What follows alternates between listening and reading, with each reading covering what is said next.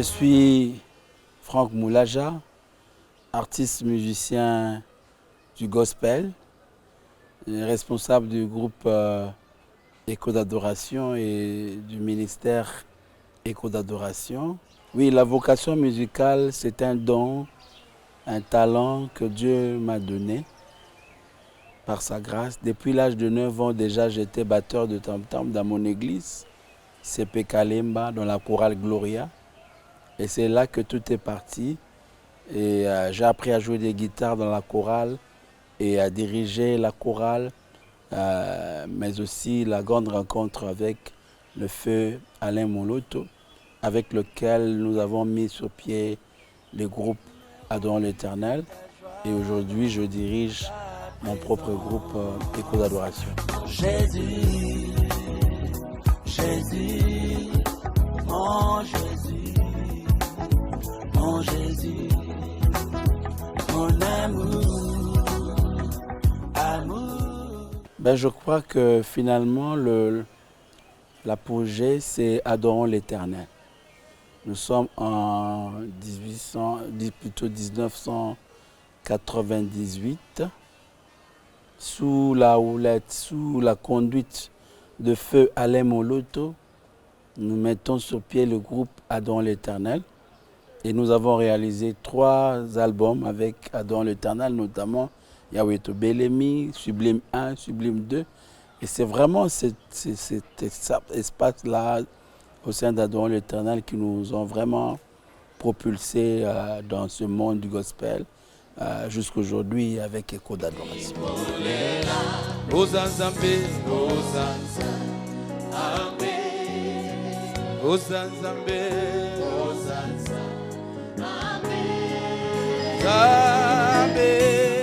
Je dois dire que la musique gospel au Congo connaît au jour le jour une progression extraordinaire. Voir comment ça a commencé, c'était juste pour des cérémonies de deuil et autres. Aujourd'hui, ça fait partie de la vie quotidienne des Congolais et ça influence même l'Afrique. Et donc, pour dire que vraiment, il y a une grande évolution. J'aimerais plutôt qu'on travaille plus sur le sacré, on travaille plus sur le lyrique, que l'on puisse davantage avoir des textes de nos cantiques qui vraiment élèvent le Seigneur. Mais de façon générale, en tout cas, la musique gospel du Congo est en progression extraordinaire. Nous avons réalisé plusieurs albums. Personnellement, déjà avant, mon premier album s'intitulait Jérusalem, mais aussi 3 albums avec Adorons l'Éternel dont j'ai cité ici, mais aussi des albums avec Écho d'Adoration, Trône éternel, Près de toi, Totale Adoration, au moins 6 publications avec Adorons l'Éternel.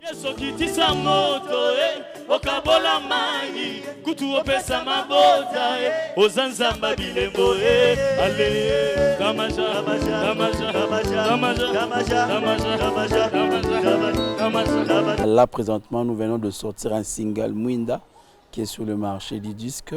Et mais nous préparons un album d'ici fin de l'année, Bananzambe. Et si Dieu nous fait grâce, c'est l'œuvre qui est au chantier maintenant, en train d'être préparée pour au moins fin de cette année 2020. Le conseil, c'est premièrement être enfant de Dieu parce que nous sommes dans la musique chrétienne. Avoir Christ comme Seigneur et Sauveur. Et deuxièmement, être sûr de recevoir cet appel de servir Dieu dans la chanson.